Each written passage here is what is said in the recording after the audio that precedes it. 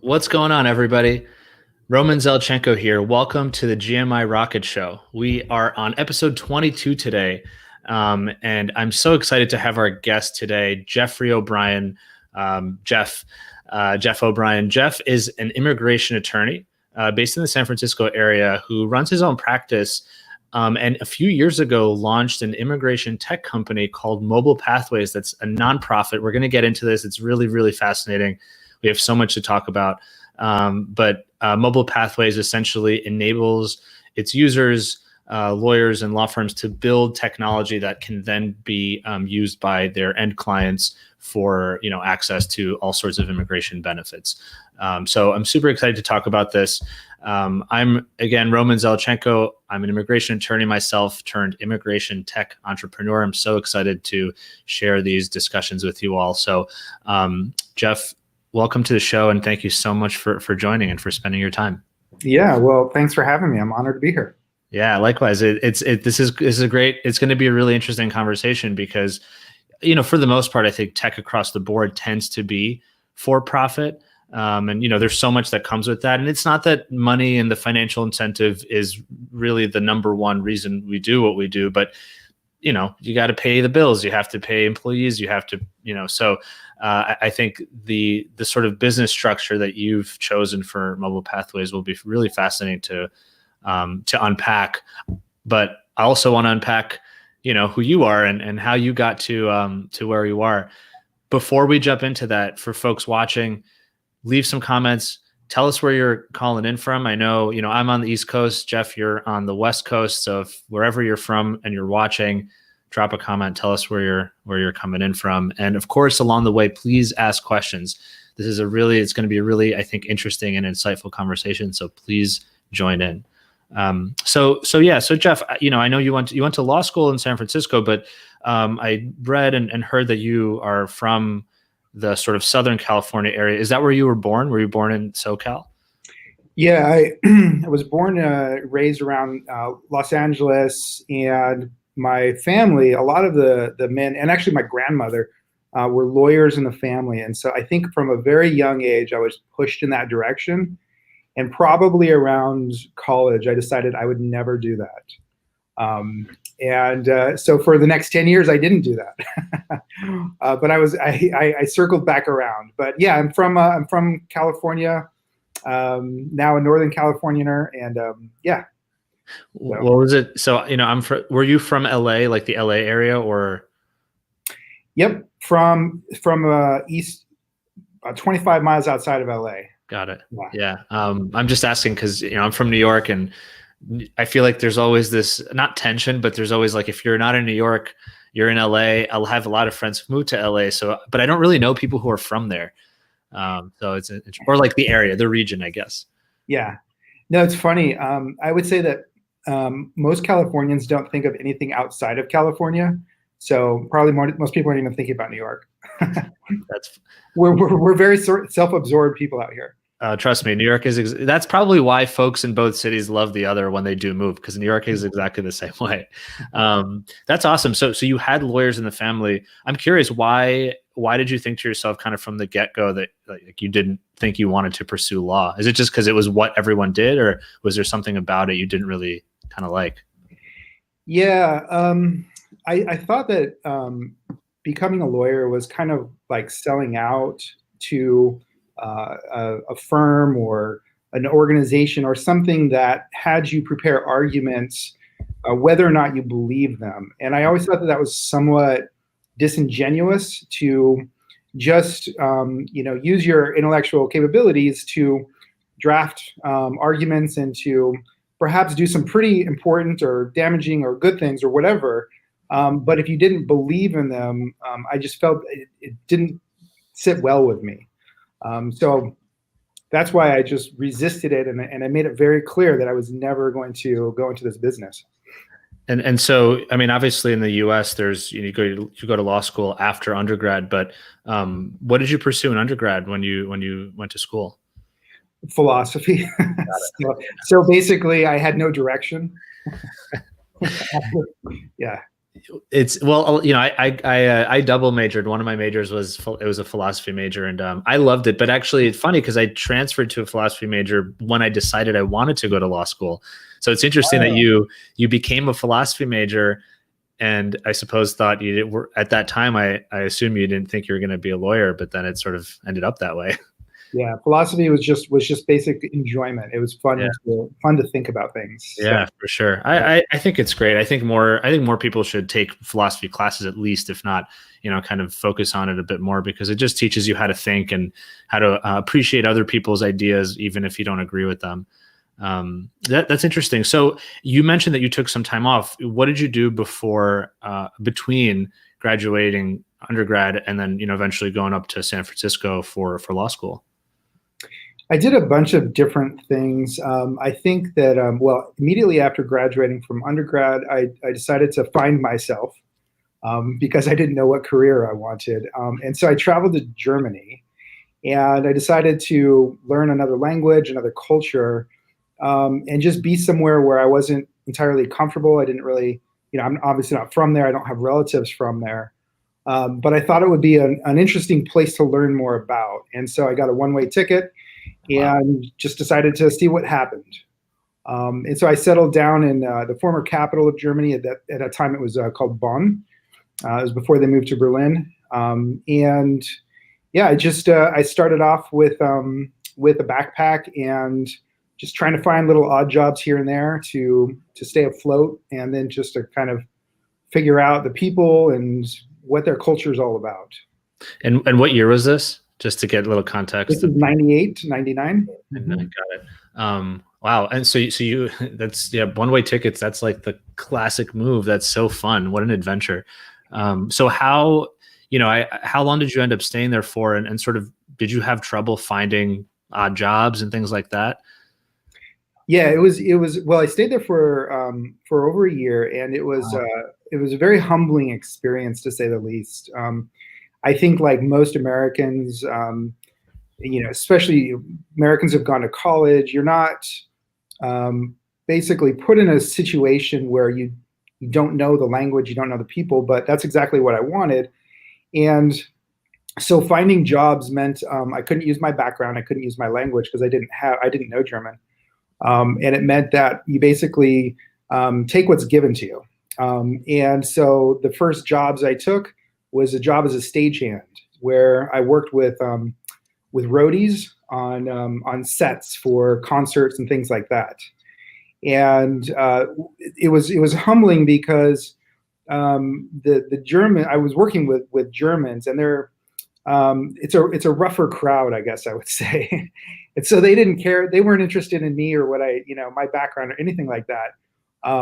They just wanted to get the job done so they could then kick back and have a few beers. But I was not. It was uncomfortable for me. I learned a lot. I earned a few bucks to pay for a room in a house. It was all part of the journey to kind of find myself, I guess. That's so fun. Did you speak to those folks in sort of a broken German that you were picking up, or did you speak in English? Or we spoke in using our hands mostly. Yeah. Wow. It wasn't until about 6 months where I started like communicating in German. Yeah. Wow, that's really fascinating. I'm curious, kind of just to stay there for 1 second. Do you think, because we had a guest on a few weeks back who before launching his technology company years prior was working in retail, and said that he learned so much about selling, about like customer service, because in retail you're in front of the person, you have to support them with whatever they need in that moment. You almost have to improvise. Do you think you took away any kind of skills, or maybe even just the skill of being uncomfortable and getting used to that from that experience? Yeah, there were a couple of really important things I took away. One was the kind of seeing how orderly their society is. And I didn't really appreciate their culture for that before I went there, but it means a lot. It's really important to understand how their society functions, to really understand why Germans are known for being wealthy, being very efficient. They're leaders in Europe. And I started to understand that when you get to understand the people a little bit more. But they're extremely thorough in just about everything they do. And that made a big impression because I didn't see that same thoroughness in the United States. And I'll just give you an example. Like if you want to become like a painter, if you want to like paint houses, which sounds pretty basic, you have to like apprentice for many years to do that single task. And that's kind of like how their entire society works. And you realize that there's a definite value to that on a lot of levels. But the second thing I learned was that Germans are not nice to foreigners. I don't want to. That's a little bit of an exaggeration because they were nice to me. But when I was working, it's not. There's no mercy. I mean, they needed to get the job done. And for the first time in my life, I felt like, oh, I start to understand what it's like to be an immigrant in another country. And I think that growing up in America, I think if you are not an immigrant here, I think there's probably a tendency for a lot of people just to not see them. I mean, you go to restaurants, they clear your table, you see them. They may be, in your yard, landscaping. They're all around us, but they're kind of invisible because they keep their heads down and they just kind of work. But they're a really integral part of our society. And I don't think I appreciated the value that immigrants bring before I actually felt like one myself. So. Wow. Yeah, that's really powerful. And, obviously immigrants are a really broad group, but in particular, focusing in on sort of, you could say, I don't even want to say low skilled immigrants because these folks are often actually quite skilled from their home country, but just do lower skilled work in the US. Mm-hmm. But yeah, it's that kind of work that like, if you're, sort of privileged enough to not have had to clean other people's yards, et cetera, as an adult, then you might not notice that. But that's a really I think insightful and deep takeaway. I know I was listening to, doing some research on you and your background, and I understand that, this sounds great. It sounds like an experience and you were finding yourself, but then there's this moment where you had mentioned that you actually became an undocumented immigrant in Germany, which sounds pretty scary kind of, right? Because you're abroad too and all that. Can you talk a little bit about that and sort of what happened? Yeah, so you can go. So the one-way ticket doesn't get you anything more than just like and the American passport that'll get you 3 months. But beyond that, you're not documented. And so I went beyond that. I didn't have a legal way to stay there. I didn't have a legal way to work, which is why I'm doing these odd jobs, getting paid in cash under the table. But it's an interesting experience because you. They have terms for it. The term for doing the work that I was doing is called Schwarzarbeit. I mean, it sounds terrible. It means black work. Wow. And so you're immediately you're kind of in a group of people who do this black work on the side, and you're not accepted. You're not a German, basically. You're an outsider. You're an other. And it's I would say it's not entirely comfortable to be in that position, knowing that I didn't have a right to be there. They do check IDs a lot more over there. So you're always kind of thinking about that in the back of your mind. What happens if they check ID? I don't have any permission to stay here. And so, it's something that probably exists in every culture. You have this underground labor pool. But as a result of that, you're kind of always looking over your shoulder, to what can happen to you. Mm-hmm. Wow. I almost feel like that's, if you think about the trajectory of your career where you became an immigration lawyer, that was almost like you being hazed, right? In a way of like the experience of the folks who you were eventually helping. That's really quite powerful. I almost wish that every immigration lawyer could have that experience, just to know really every person, because immigration is so political, and not that we're going to talk about that, but I think it is nice to recognize that feeling is truly kind of universal. I wanted to just call out a few folks who are chiming in here, just to say hello. So we've got Andrew Wilson saying, excited to hear from you, Jeff. So that's awesome. We've got Jody Barnhill tuning in from Sacramento. So hi, Jody. Thank you so much. We've got Shiv here as well from Atlanta. What's going on, Shiv? Thank you as always for joining.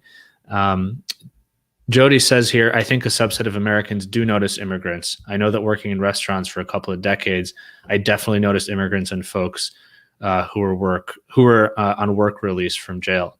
Yeah, I mean that's an even more specific, I suppose, instance. But yeah, I to your point, Jody, I think especially us, like this group of immigration lawyers, will notice this community.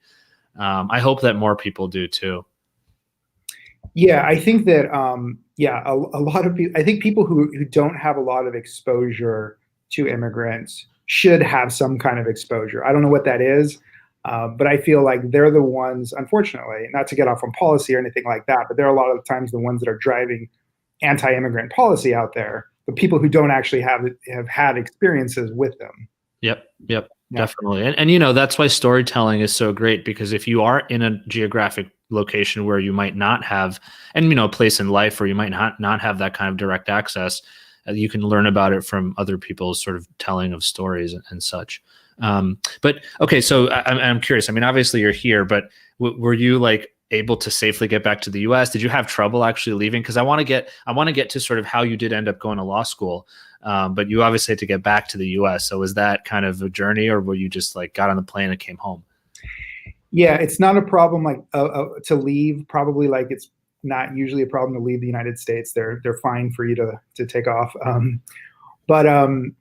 Yeah, but that experience certainly left an impression. It wasn't right away that I decided to go to law school. I didn't say, okay, now I want to defend immigrants. It didn't happen for many, many more years, but it was always with me. And I think that to transition to law there was a feeling like, okay, I want to somehow fight for the underdog guy. I didn't know how I would do that. I just felt like, okay, in early 2000s, 2003, I said, okay, I'm gonna go to law school and figure out how to fight for the underdog. Again, no exact plan.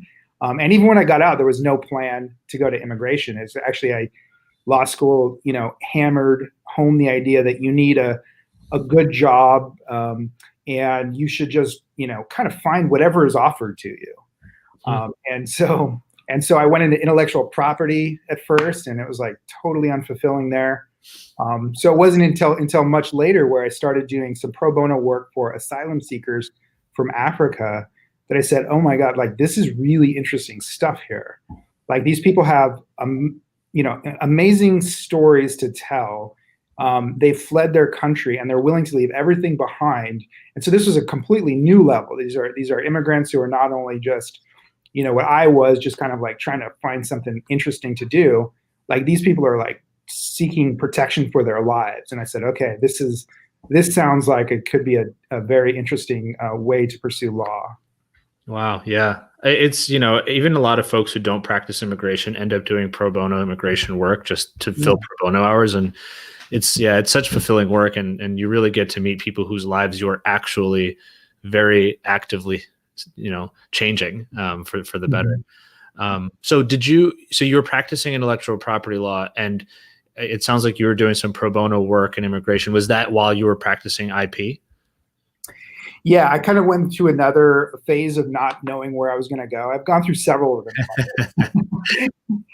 But yeah, after law school, I still was unsatisfied and kind of trying to figure out the direction. So yeah. I was trying to various things, but that one really stuck. Like the pro bono work really stuck with me at home. And so I read that you launched O'Brien Immigration, which is your law firm. You still run it today in, I guess, late 2009, early 2010. I read it was out of your living room. And then, of course, obviously, as you grew, you kind of, it's really a classic. This is why I love this show and really talking even to immigration lawyers who are founders. I mean, you're an entrepreneur. You started your own business. Maybe you didn't start Microsoft in your basement, or your garage, but you started your law firm in your living room. It's very much the same idea. It sounds like you started in like late 2009, early 2010. How did you decide to kind of focus on asylum because that's what you were seeing, or were you taking all types of work? Yeah, no, I really wanted to get into asylum because to me, again, going back to kind of my background, like I grew up in kind of white area of Southern California, and I wasn't exposed to a whole lot of the world. Um, and I knew that living overseas was more challenging than I thought it would be. And so, but I also wanted to understand the struggles that people were having, in not just kind of like this idyllic life that we have in America. I wanted to understand what was happening in Africa. That was a place I knew nothing about, and so I very specifically thought asylum from Africa. And so I started reaching out to the various nonprofits around here, saying like, look, if you have extra cases, send them my way. And that evolved into asylum from other countries too. But that's what I really am passionate about.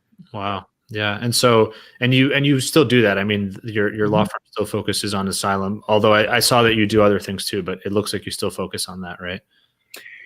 Yeah, I mean, asylum cases aren't ever going to, make anyone wealthy. And I think we need other type of cases to kind of subsidize the asylum cases. Mm-hmm. So yeah, so we'll do family cases, or we do some business here or there. But that's where my passion lies, is asylum. Got it. So, as you started your firm, I'm assuming you're growing at least in terms of caseload, in terms of the number of clients you're taking on. And then at some point, it sounds like you realized, okay, I need to make changes in my law firm, right? And, because of this podcast and what I love to talk about, clearly that changes with relation to technology. And you became, as far as I read, you became kind of this almost power user of Salesforce for immigration, which is actually quite rare. A lot of folks tend to use the more traditional case management, forms management systems. We'll get to mobile pathways, because I know that that's sort of the big thing that you're building and working on now. That's really, I think, changing the game a lot. But even before that, because I think this shows your interest in and savvy in technology. How did you decide to go with Salesforce, and sort of what was that process like? I think a lot of folks would be interested to hear, because again, I suspect not a lot of Salesforce users in the immigration world. Yeah, no, it's an interesting question, Roman. And I wish I were savvy, or I wish I had tech savviness back when I decided to go with Salesforce, but I didn't know any better. Uh-huh. And so it's kind of an interesting story. It's maybe more interesting for people who work at Salesforce. If you're not familiar with it, it's the largest CRM in the world, and they just acquired Slack a couple of days ago for like $27 billion, right? So this is a very large company that 85% of Fortune 500 companies use, right? So why did I get into it? Is because I worked in the same building as they did early on, and I didn't know who they were, and so I thought I'd give them a try. Wow. And so then, but for the listeners who may not be familiar with it, it's kind of a build your own software. So they give you all the tools, and you have to construct it on your own. That was fine with me, because all I was doing at that time early on, I just wanted basically a database of my clients and how much they owed and when their court dates were. So it's really rudimentary what I needed it for, and it did that. That was no problem. But over time, you realize, you can kind of like add on this tool or build that, or kind of make interesting functionality with it. And so over the years, I basically became a tinkerer of Salesforce, and it almost became a part-time job. Because it's actually a lot to manage. Mm-hmm. But in the meantime, during that process, probably around 2016, I realized that wow, like the tools that it offers are so powerful that like the immigration space needs these. Like we need it to help our clients, because we don't have enough resources to help all the people that need help out there, right? So it was kind of that constant tinkering where I said, okay, we need to develop this. Like we need to make an immigration software for us that someone else pays for, namely, foundations or the tech industry, because going back to what you were saying before about kind of the for-profit, nonprofit, I don't think that the kind of immigration law that I practice, mostly what's called removal defense, for those who may not understand kind of the different types of immigration. Removal defense a lot of times deals with poor individuals, whereas you have things like business immigration, which is deals with companies and people who have more money to pay the lawyers. And so the software wasn't really built for us, or there hasn't been a lot of really good software, I felt. But I saw Salesforce as an opportunity. I thought, like, look, if they pay for it, like, what they can do would be transformative for people, the smaller practitioners, the nonprofits. Mm-hmm. So that was the concept. That's how the kind of the evolution from using it in my own firm to then saying, okay, we can build this out in a nonprofit and distribute it to others. Wow. So really there's so much to unpack there, but it sounds like first and foremost, you wanted to digitize part of your firm just to help you manage the firm. And I love that. How serendipitous that you're in the same building and you're like, yeah, I'll try you out. And it ended up being this kind of non-traditional, but very, transformative, I guess, experience, in the sense that you were really kind of had to transform Salesforce to fit the immigration kind of use case. And then it sounds like as you were doing that, you started immediately to see the big picture, or at least over some short period of time. It's like, okay, yeah, great, this is good for me, but what about all the other practitioners who are doing this type of casework? And then, of course, more importantly, what about the individuals who actually are the ones that need the support? How are the tech tools out there today helping them? I think this is honestly, and maybe this is controversial. Well, I'm in the tech space as well on the immigration side, but it's not self-driving cars, right? It's not like $100 billion industry. It is, depending on how you look at it, it could be perceived as rather small. Obviously there's global immigration, there's broader mobility, but that's on the business side. On the nonprofit, on the sort of humanitarian immigration, removal defense immigration, even less so. I'm curious, how did you, when you had that idea of saying, all right, maybe we can have a nonprofit sort of format, what did you do? I mean, did you call Salesforce and you're like, hey, I've got this idea. Can you fund us? Or like, what do you do to take that forward? Yeah, that's a good question. And you don't know the answer to this because I didn't tell you yet, Roman, but it's kind of an interesting story. So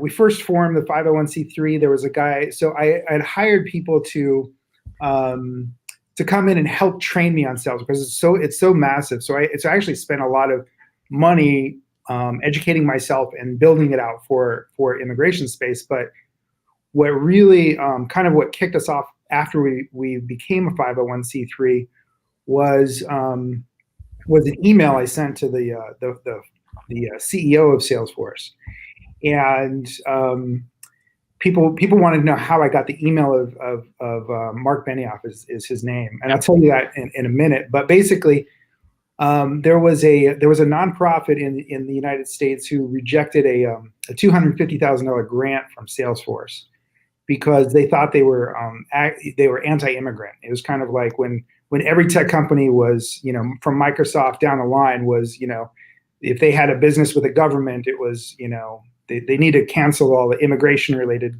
contracts. And so every tech company was getting a lot of heat from very conscientious people about that. And so anyway, a nonprofit rejected $250,000. I said, oh my goodness, like, we're building something using Salesforce platform.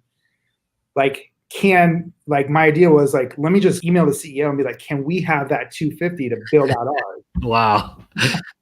And so, and it was a long shot, admittedly. But within 4 hours, he responded, yeah, sure. So, and that was it. That's it. Wow.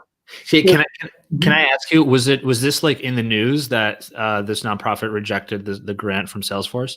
It was. Yeah. Okay. And that's how I saw it, because it was in like all the major newspapers. Wow. That's cool. So back, I said I was going to tell you how I got his number, his email. But a few years prior to that, there was a Salesforce outage where the same guy, Mark Benioff, was so kind of he felt such personal responsibility for the outage that he actually distributed his email. And I was one of the consumers who was affected. So I always had that in the back of my mind. I'm like, wow, he's like takes this really seriously. And so I dug up that news article where he gave out his email, and sure enough, it worked. I love this. That's like, man, what bold moves and kind of just scrappy ideas of where to find the information you need to take that first step and I suppose next step. That's awesome. And yeah, it's like, what's the worst he would say? Sorry, no, or he wouldn't respond, or maybe he'd kick you off to, somebody else to kind of tinker with it. Kind of, I mean, did he literally write back and say, great, this sounds good, let's get on a call or something, or like connected you with someone? Yeah, he at first I thought it was a joke because it was so short. The response was so short that I thought he was like at happy hour, just like on his phone, just like screwing with me. But then I saw all the CCs. He CC'd all the highest level people in the company. Wow. So he wouldn't have joked, but it wasn't. They are. I've always known that Salesforce is very a socially minded company, and they're looking for opportunities to help people, and I know they have a passion for immigration, for immigrants, and they want to help our industry. And so, it was kind of random, non-traditional way to ask, but at the end of the day, that was kind of what I was basing it on. Like, I understood the ethos of Salesforce and the kind of the company, and was hoping that they would back us up, and they have with licenses as well, and a lot of volunteers. We actually have had 39 volunteers from the company who volunteered just for Mobile Pathways. Wow, that's incredible. That's such a great story, and I hope people listening are, kind of feel a little bit of motivation from that, because sometimes you might feel stuck. You don't know what next step to take, how to reach out to someone, and sort of this just shows you sometimes the answer is just the most obvious one, like email the person that you want to ask the question to, or get funding from, or partner with, or get as a client, whatever. Before we kind of jump forward, I wanted to just so many. Kevin Stewart says, "Hi, Jeff and Roman." Hey, Kevin. We got a bunch of questions or comments here. Jody says, "This is another place I've met and become friends with immigrants. Salsa dancing in NorCal." All right. Oh, there you go. There's so many different ways. And Jody also says she loves how you wanted to fight for the underdog and ended up in immigration. Honestly, even folks who go into business immigration very often start out or still kind of do that kind of work. But most folks get into immigration because of the desire to help. And even if whether you're helping an asylum seeker or even kind of an investor or just an H-1B worker coming overseas, you're still kind of changing someone's life, to move from wherever they are to the States, hopefully. Yeah, I totally agree with you, Roman. Like, that was another premise that I had going into this, is that immigration attorneys work together really well. We're a very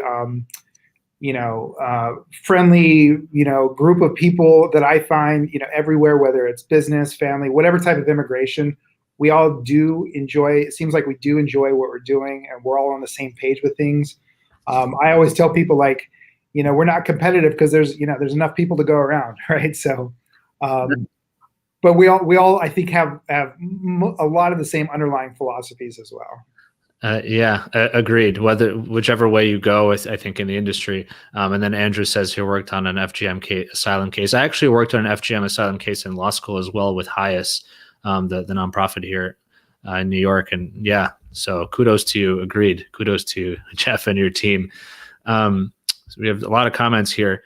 And Jody's really, thank you, Jody, for all of your comments. She loves the way you built out Salesforce and says, all right, I'm excited. I want to connect with Salesforce to be an integration partner. So awesome. Maybe we'll get some kickbacks off here. Salesforce, if you're watching. Yeah. And Marianne says, what an awesome story. So thank you, Marianne. One last question here from Jody. did Salesforce give you a discount on getting Salesforce certification? Yeah, I mean, it sounds like they kind of really hooked you up with some licenses and some sort of support, right, as you're building out mobile pathways. Yeah, this particular one is interesting. About certification. Yeah, I did get certified, and they did not give me a discount, but it was only a couple $100. Yeah, they've given us licenses. Though I mean, the licenses themselves, for what it's worth, are in the hundreds of thousands of dollars. The numbers that they've given us to distribute basically their technology. Yeah. So that's the real discount there for that for free. So yeah, absolutely. And it doesn't have to be you don't have to get funding as a way to get resources. This is almost a barter in a way where they're like, here, use our services. And cool. So I think this is a really great time to kind of now talk about, all right, you've got this buy-in from Salesforce. They're supporting you. I mean, they clearly are interested in what you're doing. What are the next steps that you took? I mean, how do you build mobile pathways? And then maybe even talk a little bit about sort of what was your vision for and what is mobile pathways anyway? Yeah, good questions. The problem, one of the main problems that most immigration lawyers have is we're caught doing a lot of administrative things. Like I love, going to court and working with clients on their cases, but I very much dislike all of the daily maintenance of the things that I feel like a computer should be able to do, right? Or something else should manage, dates shifting around and kind of the repetitive tasks. And I think most immigration lawyers, I'm going to speak for business immigration lawyers too, because I know you guys use the same type of forms that we do, these PDF forms that you fill out and you mail by hand to the government. And we just, in the immigration space, we just do so many things that we, for our clients that we didn't go to law school for. We're just fancy admins a lot of the time. And so the idea is to build some things to take off that admin burden. And the tools that I identified early on that were the first tools that we built were automatic case calendaring systems. And the reason that's important in immigration for removal defense is because the court shifts a case around in the life cycle of a case between 3 to 10 times, maybe more. And so if you have 100 cases, if you have 200 cases, they're getting shifted around all the time on your calendar, and it matters. It matters a lot because it matters for preparation. It matters notifying clients. It matters, how you can project your future, like where you need to focus for the next 30 days. And so getting that nailed down. And so the first couple tools we built are automatic calendaring, which basically for people who are in immigration court. So if you're a nonprofit and you're watching, let's say 100 cases or 200 cases or 1,000 cases, but you don't have, you're not on file with the court, you have to call an 800 number. That was the way it was for many years, and it still is like that. They've updated a little bit, but basically we developed a tool to call the number, bring that information back, translate the data into readable text, bring it back into Salesforce, and then once it's back in our platform, then we can do things like run email alerts, run text message alerts, automatically make our calendar for us. And then the second one we did, which was along the same lines that just came out last week, was the same thing, but for the EOIR electronic case management system. And so we're able to bring that information back and do the same thing, email alerts, text alerts, managing your calendar. So that's one thing that I think most immigration attorneys who do in court would rather not worry about is making sure the calendar is always correct. And so that's an example of the tools we built on the platform. And so that for that first tool, I mean, that's fascinating. For the first tool, essentially the platform will call in for you and then hear the audio, transcribe the audio, pull out relevant data, and then shoot off an email or put in a calendar, create a calendar event or update a calendar event. That's exactly right. Yeah. Wow, that's pretty brilliant. So there's some sort of like audio character recognition, like transcription, I suppose, right? Yeah, we're bringing all sorts of systems there, but yeah, that one, the one you're specifically referring to, is Google speech to text. Got it. Yeah, that's really cool. And so you're using Google speech to text technology, but Mobile Pathways is built on Salesforce. So are you kind of pulling in products from all over the place to kind of piece together these services? Yeah, and that gets to kind of the other part of the question about putting it on a single platform. And so the reason why Salesforce is so potentially powerful is because everything can be combined into one place. So Mobile Pathways is the engine, I guess, or the architect of putting the technology, bringing them together, and then putting it on one platform. So that one specific you're talking about, or the one that calls the 800 number, we're using another company called Twilio to make the phone calls. Yep. We use the Google. We use another one to store the information that's outside of Salesforce. We use another one to bring it back. So all these kind of things that are certainly way beyond my technical abilities, we can find the people to bring it back into this platform that we can then do a lot more with. Wow, that's fascinating. By the way, this episode is brought to you by Salesforce. I'm just kidding. It's not. I know. I sometimes sound like I'm a salesman, but I do not. Yeah, that's okay. Listen, it's great, right? I mean, you use a tool, you love it, and why not talk about it, right? And so, for immigration lawyers, I guess a second or follow-up question I would have would be, who is the right person to use Mobile Pathways? Who would benefit from this system? Yeah. So at the end of the day, what we're all doing is we're trying to help immigrants, right? So if we back up, how Mobile Pathways helps the most immigrants, if we can get this technology in the hands of people who help immigrants. Mm-hmm. So the users who log in are going to be lawyers and nonprofits who serve immigrants. Once they log in, then they have access to these tools that that will both make their job more efficient, but can also do something that is really powerful, which is distributing the information to the immigrants. So the thing that makes us a little bit different than a lot of other, even nonprofits out there, is we ourselves, Mobile Pathways is not looking to make that connection with the immigrant from us. Like I don't want to hire people to make that connection, because it can be much more powerful if the nonprofits and the attorneys reach out to their existing clients, right? They are the ones who have the relationship. They're the ones who have built-in trust, whereas people don't know who Mobile Pathways is, and that's fine. We can keep it that way, like for the immigrants.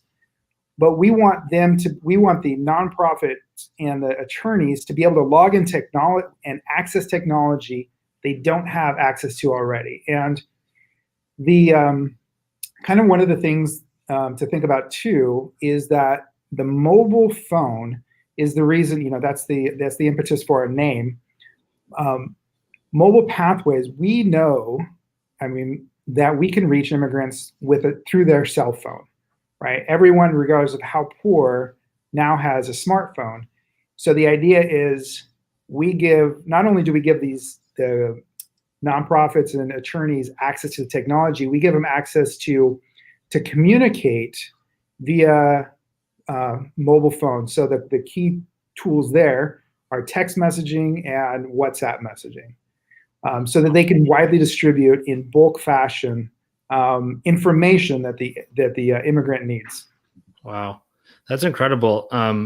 And it's also kind of fascinating because to your point, right? You want to connect the attorney with the end immigrant. That's sort of the point. That's sort of the point here. So you're really enabling them. How does that work with lawyers or nonprofits who are currently using a case management platform or, another piece of the immigration software pie? Is there an integration opportunity? Or if not, kind of what are your thoughts on that? Yeah. That's a big question, because there are, in my count, there are about 20 different immigration softwares out there. if there were three like kind of main players or something like that, then yeah, we would easily integrate with all of them, because that's kind of the concept behind Salesforce. What they do is they have these things called open APIs, which basically allows other systems to talk to your system. Yep. Right. Yep. And so those are open. Like on our side, like mobile pathway side, they're open. Like we feel free, come on in, transfer data back and forth. We're cool with that. The problem is the technology is not quite that sophisticated necessarily with all the other systems out there. But for those that it is, and they have technology, they have people on staff, the data, we can transfer it back and forth. At the end of the day, if we're looking like 2 years, 3 years down the road, there's nothing I've seen out there in anyone's system that ours cannot do. And it's a matter of time before we build out those other tools to make it an all-in-one. So I mean that's what they're known for. That's what they do. Right.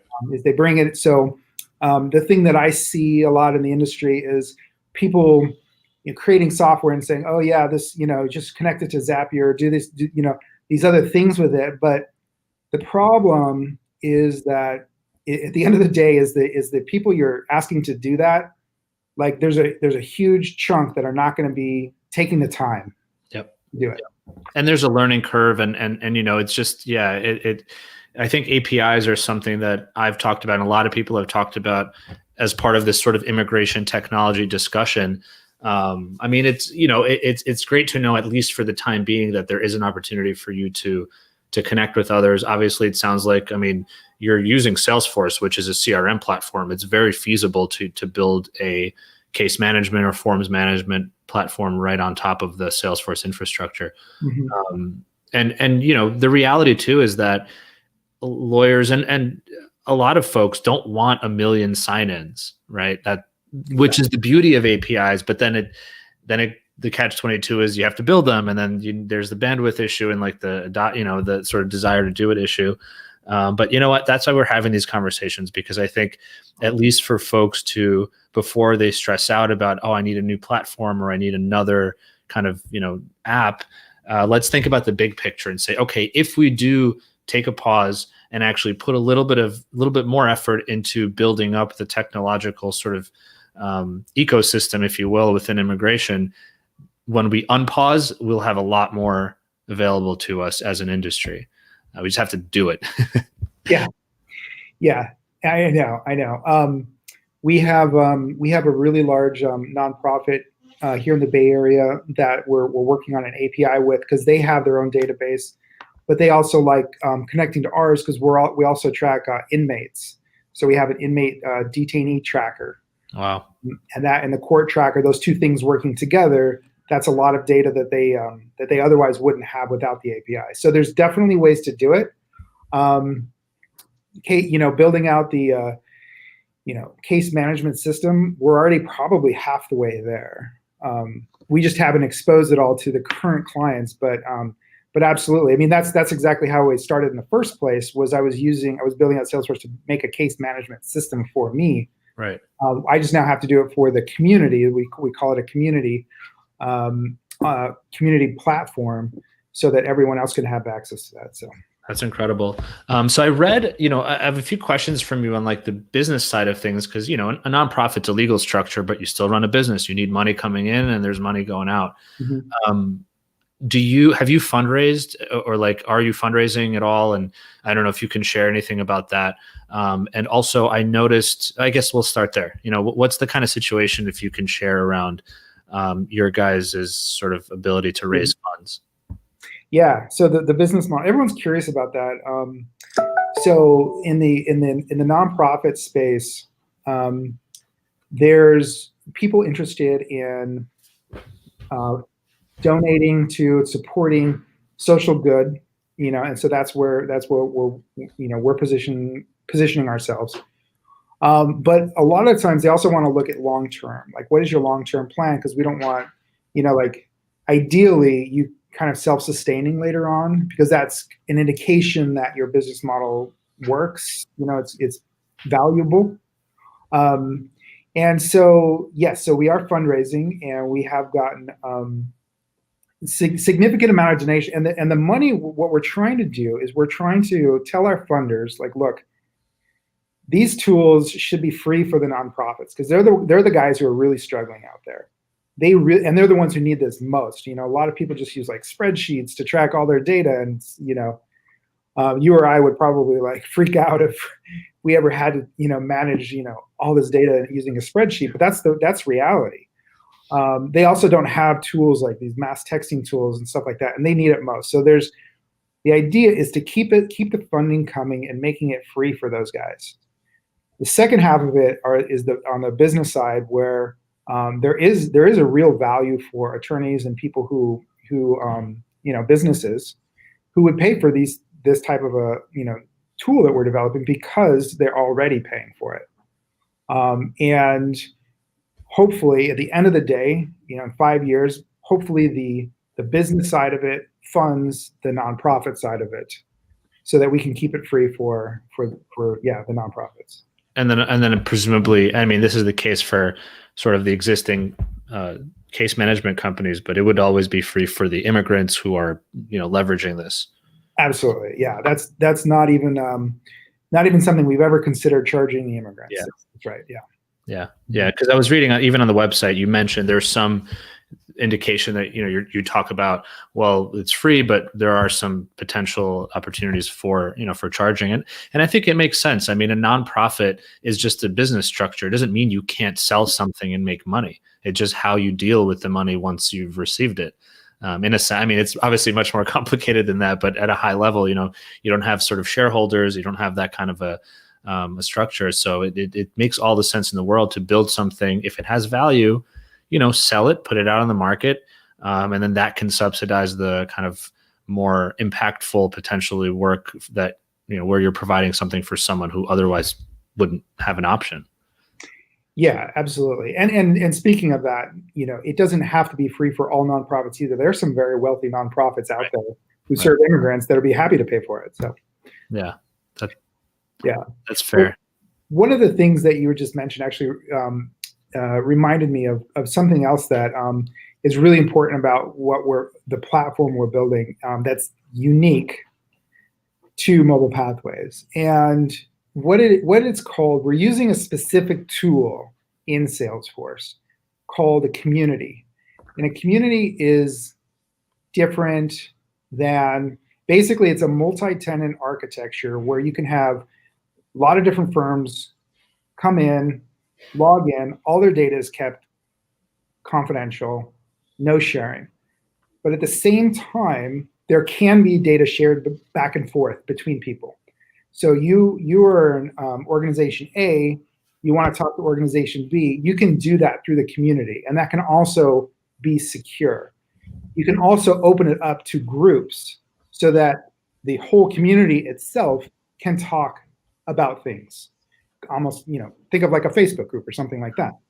Okay? So the reason why this is valuable, like bringing that concept in, and kind of the other concept of grabbing this data from the government website and bringing it in, is because you can build reports, you can collect large amounts of data and see what it looks like in the aggregate. So the problem that if you're an immigration lawyer, that one of the problems is getting access to data, the changing laws, the changing preferences, everything in immigration shifts so quickly that it's so hard keeping up with everything. Like sometimes you just throw up your hands and you say, you know what, forget it. I'm going to wait for the next administration. Right. Which is like, it was like the last month for me. I'm like, you know what, we're close enough. Yeah. But if you're collecting data in a community, then you don't necessarily need to do kind of like the outreach that like maybe Ayla does and start going around asking everyone, what are the processing times on this? Like what are the user experiences about this, about that? Because if you're having a system that is collecting it on a large scale in the background, it's like your data's there. And you can share that with the community. Say, look, we know because we're tracking 1,000 of these type of cases. We know these are the problems that people are experiencing. We know this is the processing time, that type of a thing. So you get to a greater understanding if you work together this way.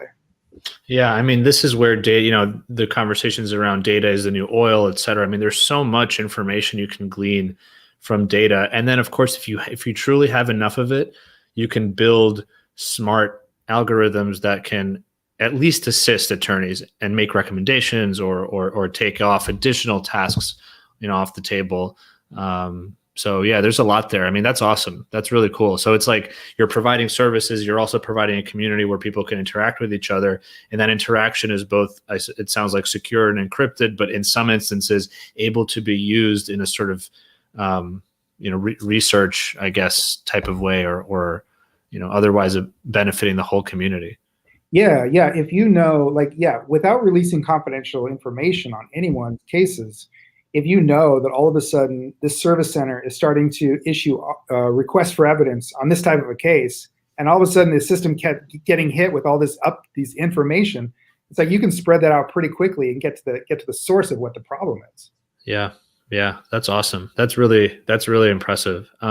What do you see as, for the future, I guess, we talked about it a little bit. There's a potential to expand the service offering and maybe go into this case management type of world. But what do you see for the future of mobile pathways and sort of maybe for the industry more broadly, from where you sit? Yeah. So, I mean, the way I see it, at the end of the day, we being immigration advocates, attorneys, are trying to help as many people as we can and to give them effective case strategies and to bring more people into the US, right? So they can call this place home. At the end of the day, that's what we're all doing. So how do we do that? I mean, I think the best way to do that, again, is to be equipped with the information to advise clients on the best case strategy. We have, at least from where I'm sitting, there are far too many immigrants who don't understand where they sit in the United States. Like, what is their position? And when you see someone come into your office, like this is a real case, like a few months ago, actually it was before COVID, someone came into my office with her whole family. And they had been here in the United States for over 15 years. Their kids were basically American. They weren't born here, but they're basically Americans, right? And the woman is crying. She's asking about something that happened to her family, and it was a U visa case. So for the listeners who don't know what that is, if you're a victim of a crime, certain types of crime, and you help the police, you can maybe get a visa that will allow you to stay here. Maybe you can get green cards from that, but it helps law enforcement. The idea is to help law enforcement. And so her family was very cooperative with law enforcement. And, but it was about 10 years ago, and she didn't keep any of the records. And I'm looking at the family and thinking, you all could be citizens right now if you understood at the time what your options were. And so at the end of the day, what Mobile Pathways is doing is we want more people to understand, like, can you do something? Can you stay here? Is there a pathway for you to become an American at some point? I think that even, I've advised many people, like, look, you can't do anything here in America. That I don't see any pathway for you to stay here long term. But even for those people, like, they want to know, like, what is their future looking like? We can just tell them, like, look, you do have a future, or right now, today, you may not. And that peace of mind can go a long way. And so we basically want to bring that to people. Like, at the end of the day, so many Americans, or so many immigrants, so many people here, 10 to 20 million people in the US, they just want to know, like, can I stay? And we think they can do that. We think we can reach everyone with enough people on board in this community. We think it's possible. And as a practical note, Mobile Pathways does reach end users, the immigrants themselves, via mobile, right? And I think that's super important, because if it's just mobile, protection, specifically SMS and MMS, so text messaging, right?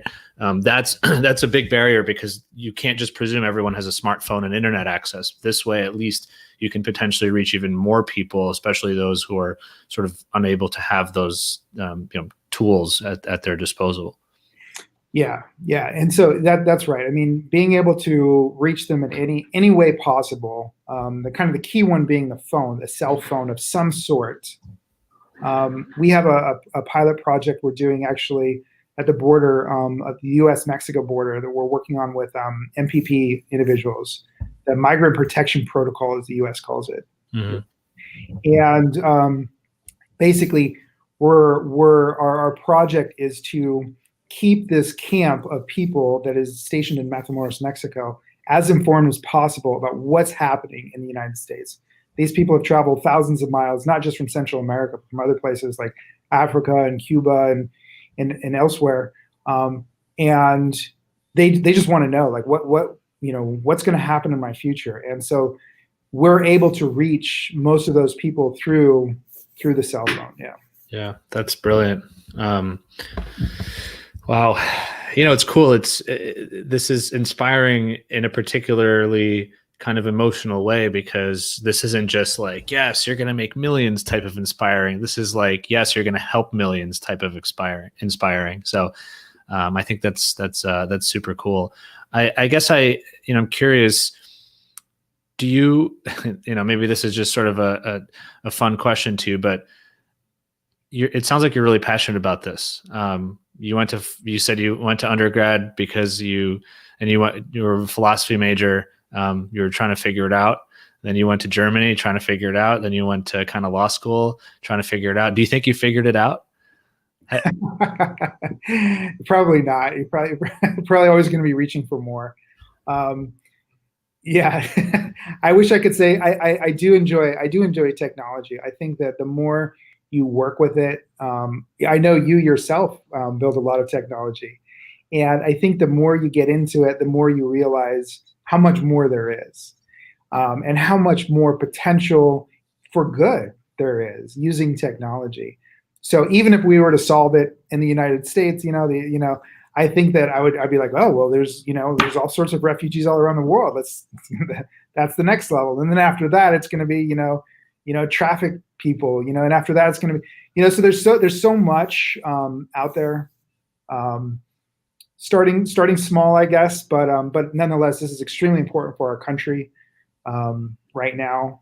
I think the next few years, I really think that immigration right now in the United States is at a critical point, and it will shape our future. What we decide to do in the next year or two will shape the future of America.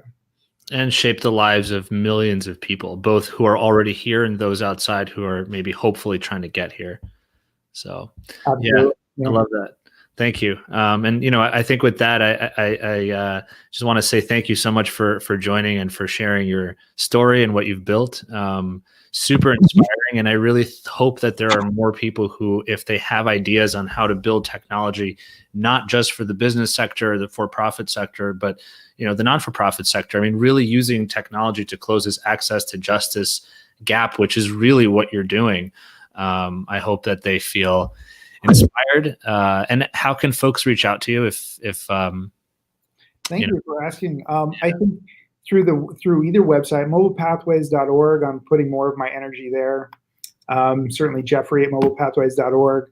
But yeah, I do hope that people reach out, and to what you're saying, I think that the more people we have sharing ideas, coming together, the better. I certainly don't know everything at all. I just know like a little bit of the technology, a little bit of immigration law, but I want collaboration, and so I seek everyone else to come together.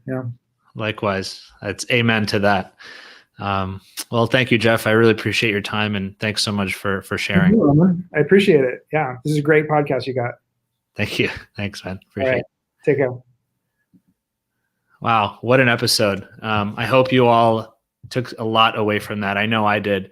And, just for folks out there who, again, are thinking about building technology, especially around the nonprofit sort of side of things, it's very possible. And you know what? If you're worried about funding, if you're worried about services, if you're worried about support, I guess just like Jeff did, just go and ask.